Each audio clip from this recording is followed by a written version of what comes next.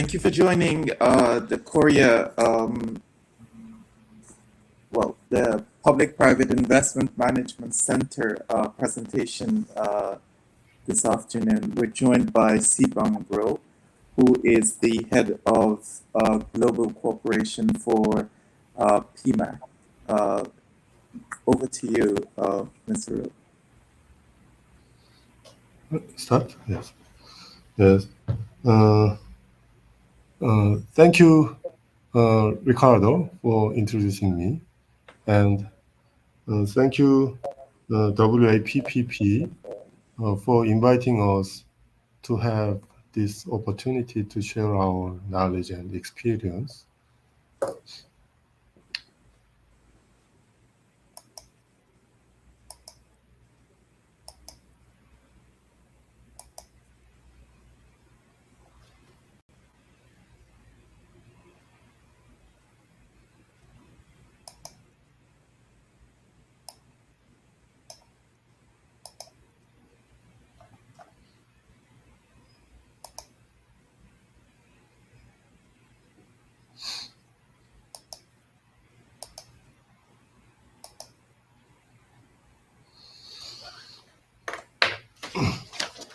Yes, I'll start. My name is Seung-Bum Ro, and I'm in charge of international cooperation at KDI PMAC.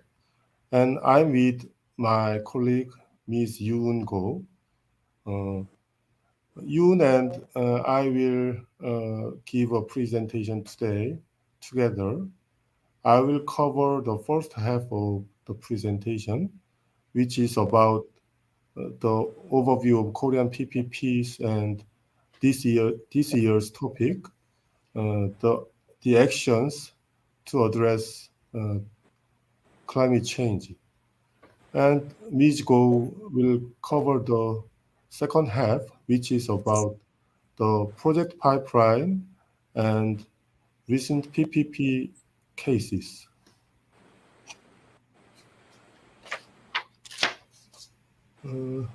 Firstly, I would like to introduce KDI PMAC. KDI, which stands for Korea Development Institute, is the largest policy research institute in Korea in the field of economics and social science. And KDI has served as the leading think tank in Korea over the past 5 decades. PMAC, which stands for Public and Private Infrastructure Investment Management Center, is an affiliate body of KDI. PMAC is a kind of gatekeeper for public investment as well as PPPs.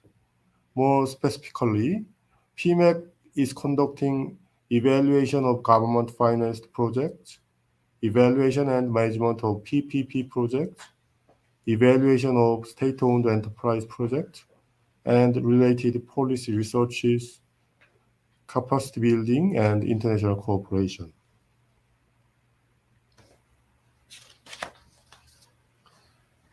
And I will briefly introduce Korea.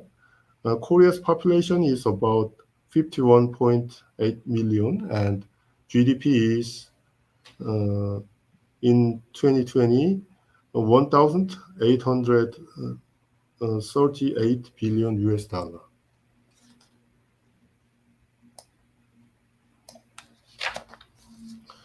Korea's main exports have been manufactured products such as semiconductors, automobiles, and petroleum projects. Recently, several Korean songs and dramas have gained worldwide popularity. This shows the Korea's potential to grow into a world-class content provider. And I'm now begin with the snapshot of infrastructure. Korea's infrastructure is regarded as excellent. Korea's infrastructure ranked at 6 out of 141 countries in 2019 in the Global Competitiveness Report published by World Economic Forum. In particular, Korea received high scores in the area of efficiency of train services, liner shipping connectivity, and electricity access. PPP system was introduced in Korea in 1994.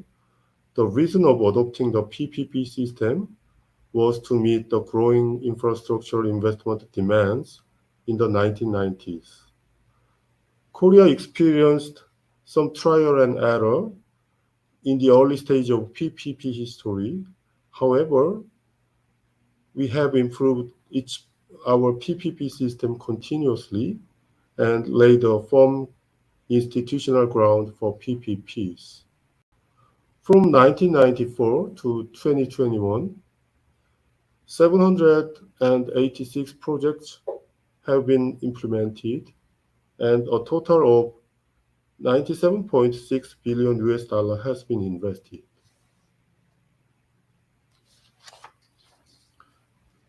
This slide shows the PPP legal framework law of Korea. Regarding PPP legal framework, I would like to point out two things. The first one is about the law. In Korea, there is a separate PPP law. The law stipulates the role of relevant public entities, implementation procedure, government support measures, and public oversight. The main characteristic of Korea's PPP law is that it is a special law that takes precedence over other laws.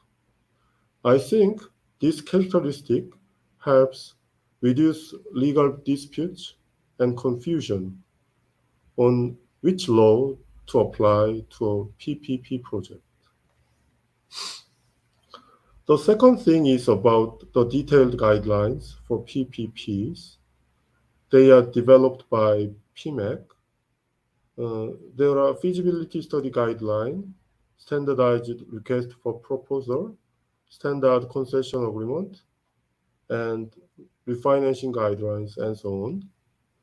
I believe these detailed guidelines have helped to conduct proper ex-ante evaluation of PPP project plans, enhance transparency of implementation process, and reduce transaction costs considerably.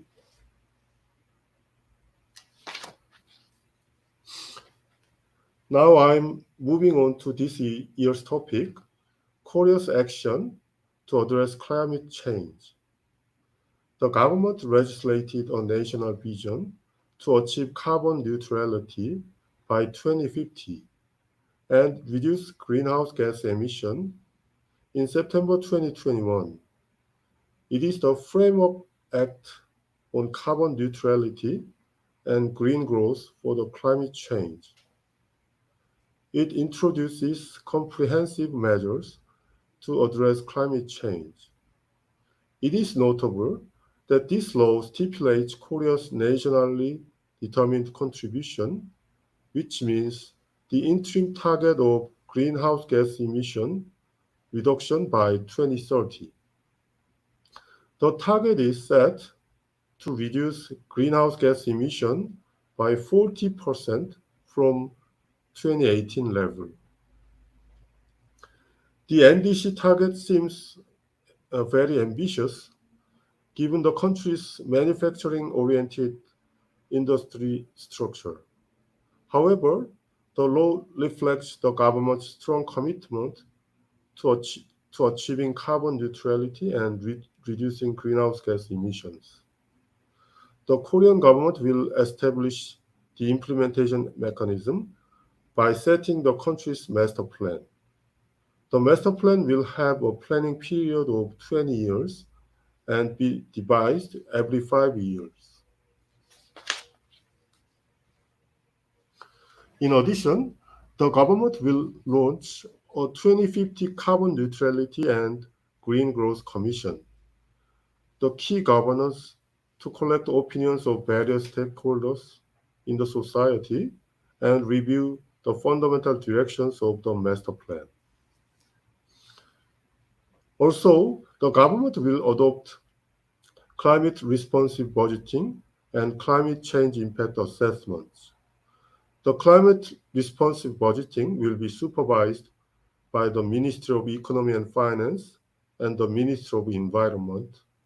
The government will analyze the impact of the national budget on reducing greenhouse gas emissions, reflect the analysis result in budgeting, and assess appropriate budget execution. The climate change impact assessment will be used to assess in advance the impact of plans and projects that involve extensive greenhouse gas emissions or are vulnerable to climate crisis.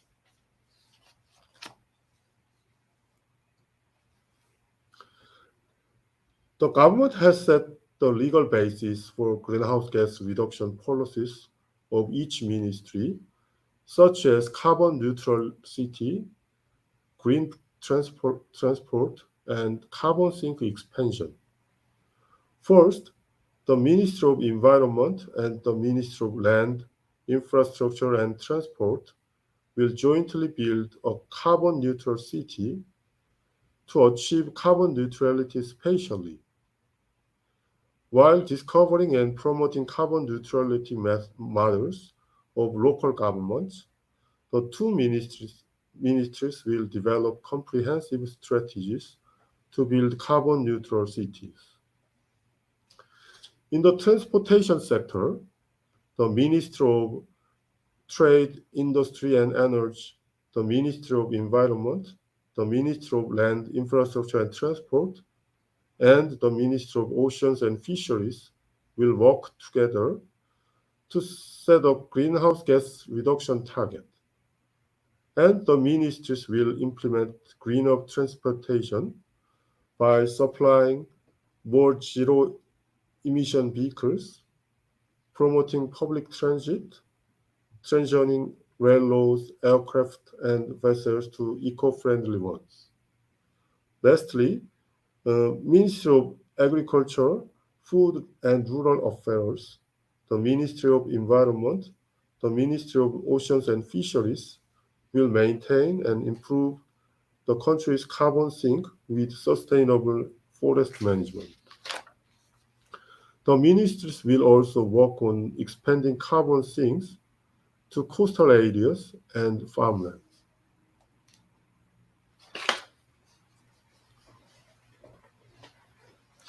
Regarding the contractual adjustment mechanisms to address climate change, I would like to begin by talking about the force majeure clause. On this slide, you can see the force majeure clause in Korea's standard concession agreement. Force majeure event refers to an event which creates a circumstance or a cause that renders either party to the concession agreement unable to perform obligations. The above clause cites earthquake, a flood, and a tidal wave as examples of force majeure events. The burden of proving a force majeure event is on the party who asserts a force majeure. In terms of contractual mechanism to address climate change, the current standard concession agreement has many limitations.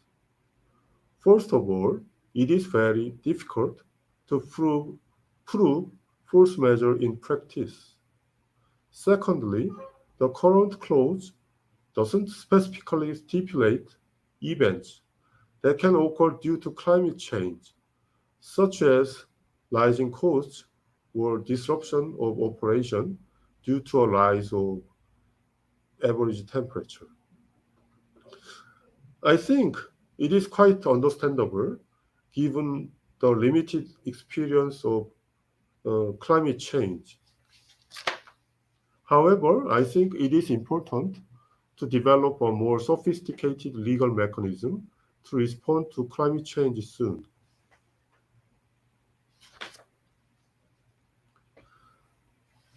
Next, I will talk about the climate and resilience infrastructure concerns.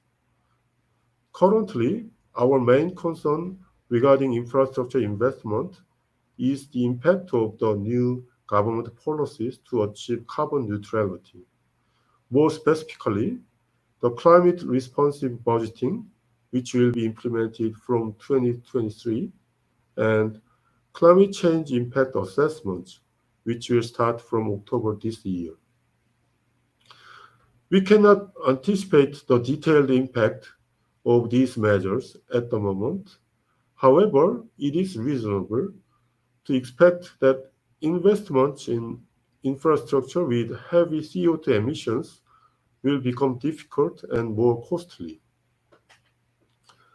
And reducing greenhouse gas emissions entails transition costs. The government is planning to assist vulnerable industries, regions, and groups. This cost is expected to be very high, which makes us concerned about the transition.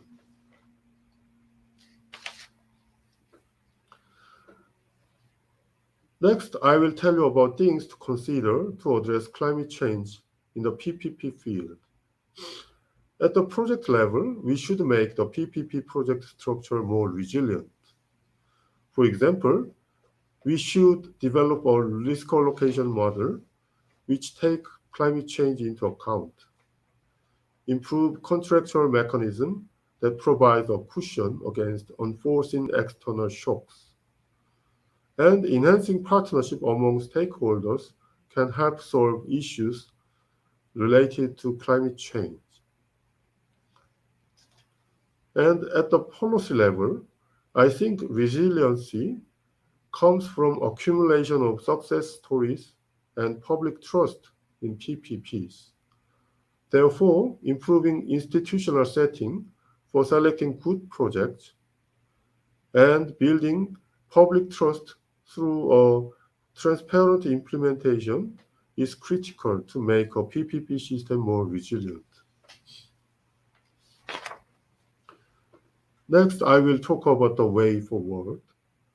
The need to use PPP is increasing due to limited fiscal capacity.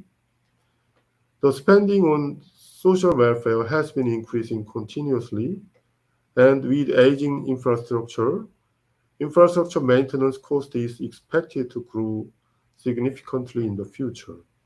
Therefore, the fiscal space for infrastructure investment is not likely to be sufficient to meet future demands. Reflecting this situation, the government is proposing policies to make better use of PPPs. However, we are seeing the huge challenges of climate change. So improving PPP system to address these challenges urgent and still ongoing. We think sharing knowledge and experience with other countries can help make this ongoing process faster and more effective. So we hope more opportunities to discuss these issues with other PPP agencies and experts. And from now, my colleague Ms. Go will introduce the pipelines of PPP and also new project cases.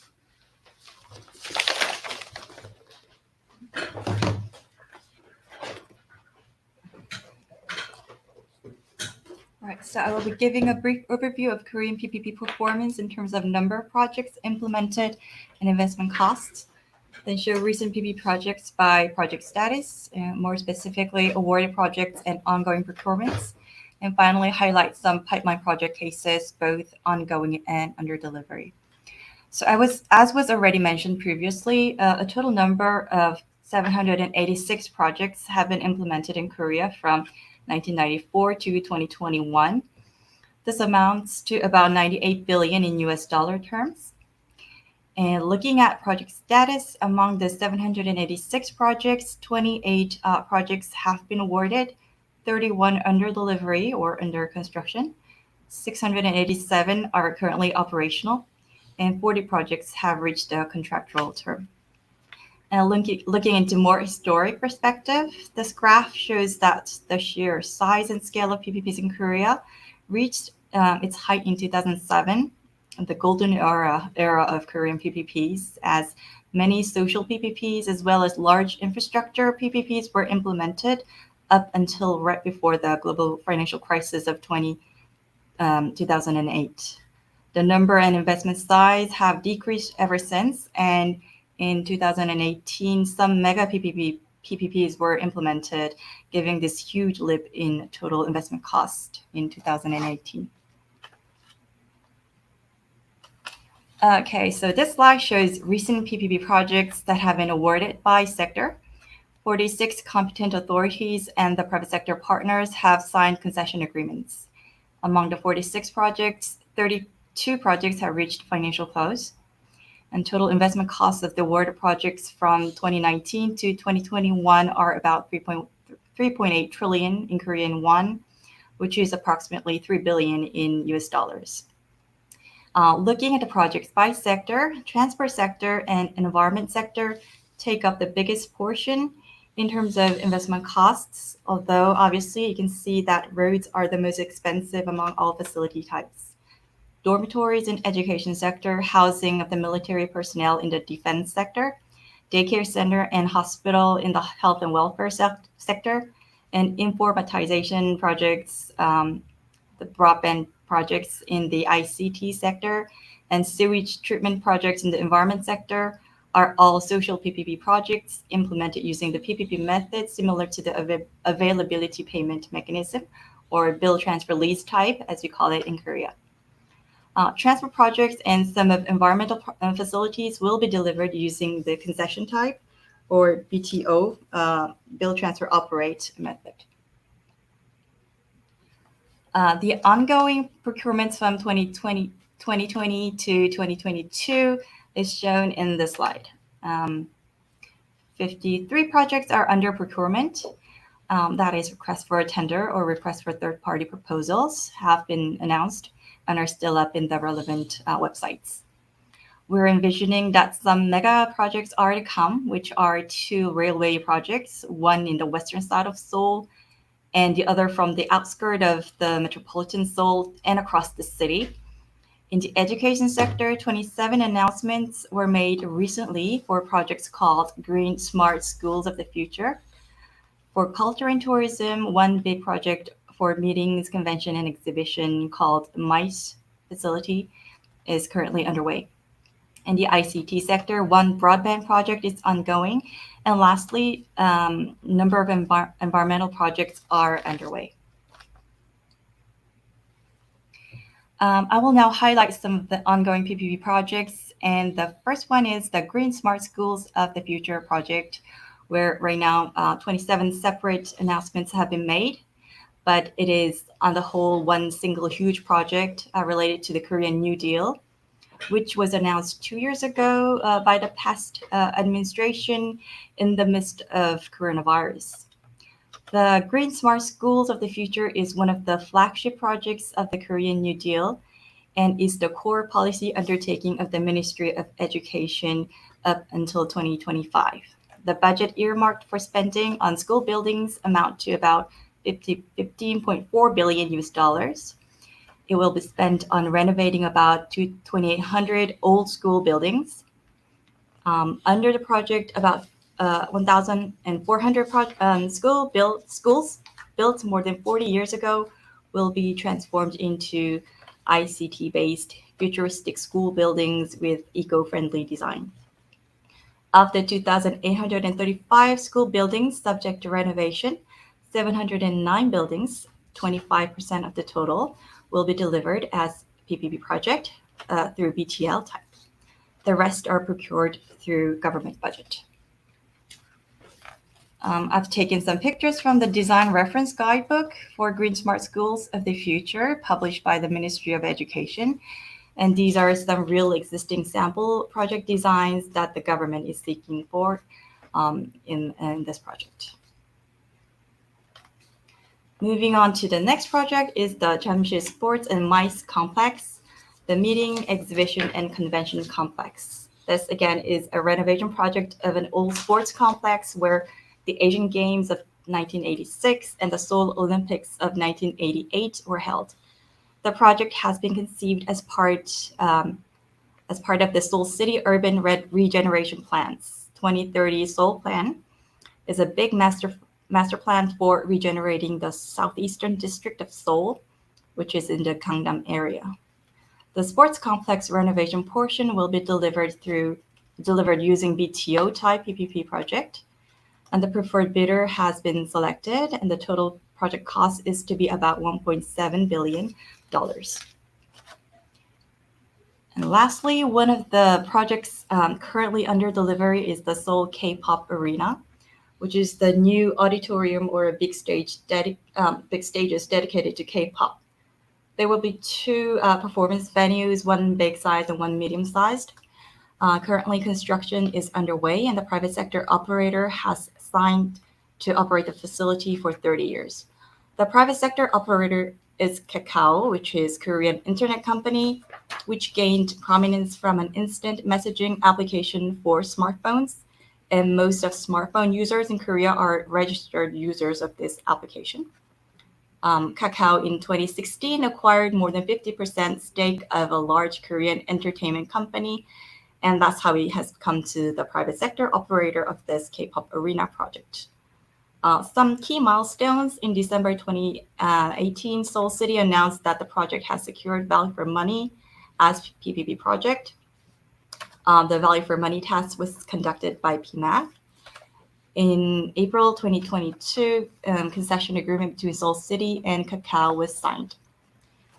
So this is it for current status of pipeline projects. We'll be happy to have questions from the floor if you have any. Yeah. 어떻게 전체화면 공유 중단을 해야 되나? 전체화면에서 나갈 수가 없네. 이제 나갔다.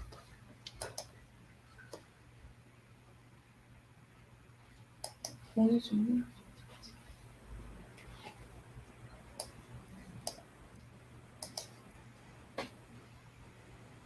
퀘스천이 있나?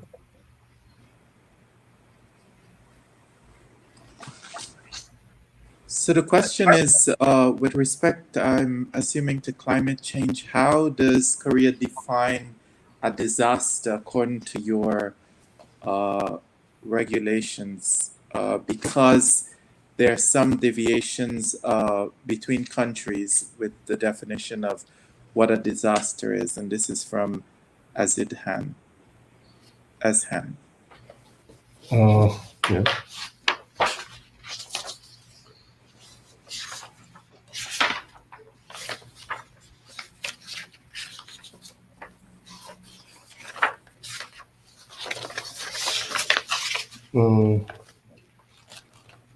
Yes.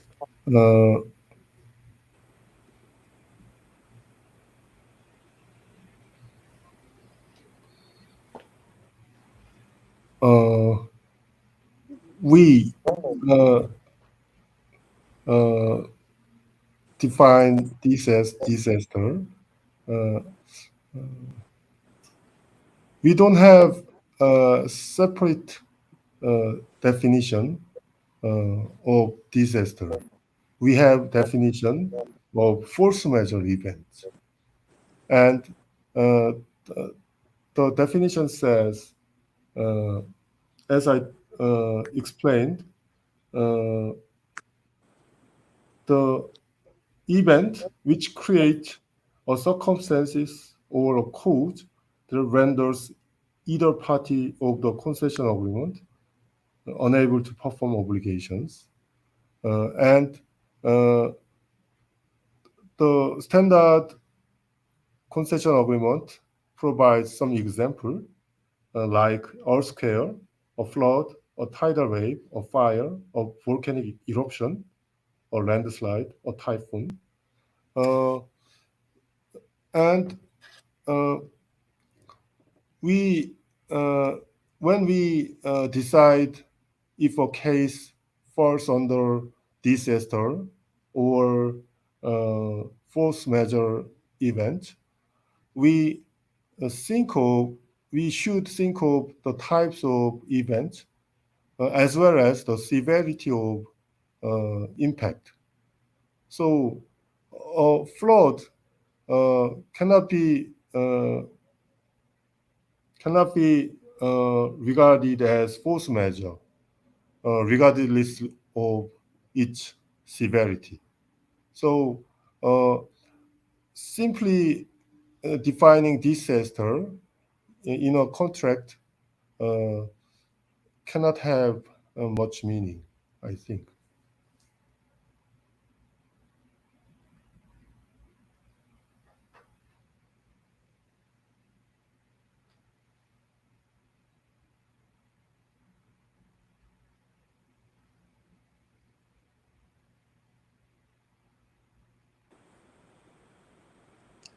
Second question. This question is from Inu. Clarify the criteria that you're using for procurement of the smart green schools versus conventional public procurement.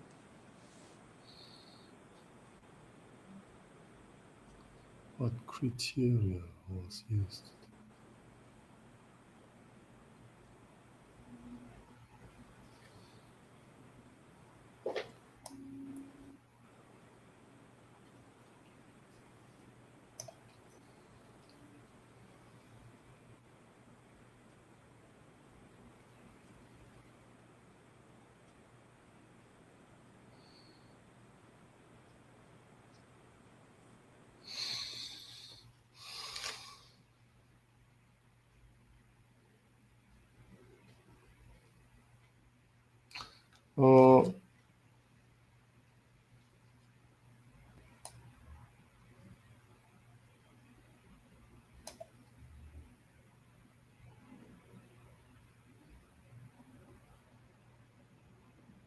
이거 아시겠어요? 아니요. 어떤 거는 지정이 왜 그걸 됐는지는 저희로서는 알 수가 없어서 그걸 답변을 줄 수 있을지 잘 모르겠어요. 그냥. I think the context, so there's a follow-up. The context is given that the presentation stated that out of the 2,000 plus schools, only 700 were procured through the BTL. 그 케이스에 관련된 What is the approach for the others? 답변하시겠어요? Actually, the request for proposals have been put up, and I think it was reviewed by PMAC as well. But I don't know how out of 28,000, 2,800 schools, 109 buildings, which is 25% among the total, have been selected, and that's I think it was through no, so I can't really give you answers for the criteria. Yeah. Well, we all we know is that out of total 100%, only 25% was allocated as PPPs. So yeah, that's the answer I can give you.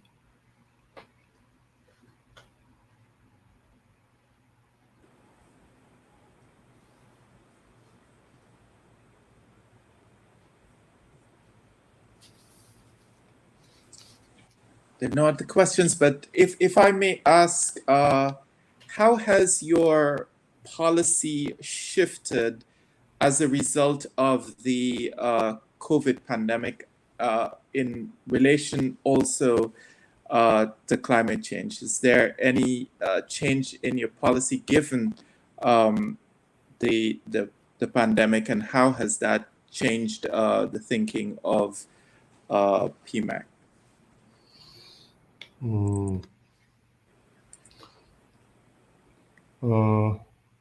Yes. We have gone through the pandemic, and we surveyed the project on the impact of COVID-19 during the pandemic, and we found that the impact was less severe than we expected because in Korea, there was no total lockdown. We practiced social distancing and managed the level of cases on the manageable level. So there was no cases of delay of construction or total disruption of operation. All we found was some decrease in the demand connecting large cities to airport because the airport was out of operation during the pandemic for some period. So the pandemic was a great shock to Koreans, but in terms of infrastructure investment and the PPP policies, it had very limited impact, and there has been no significant changes of policies due to the COVID-19. Thank you. I know that some countries, there was a shift because of the lack of health facility, but it's good that there was not such a discrepancy found with Korea. But certainly the identification of the need for more interconnectivity with transport and airport is interesting from that perspective. I think we're out of time now. I want to thank PMAC for joining us for the second year in a row for our annual meeting. I thank you for your contribution to the annual meeting, as well as sharing your knowledge and experience with the rest of the world. I hope that this continues. There's a request for the slides. If you can share those so we can pass them on to the participants, we'd appreciate it. Yeah, sure. Yeah, I can share. Wonderful. And thank you, audience, for participating today with us. We appreciate your patience as we manage some technical difficulties, but we have the presentation, and I thank you for your time. Yes. Enjoy the rest. Yes. Thank you. Thank you. Enjoy the rest of the conference. Bye.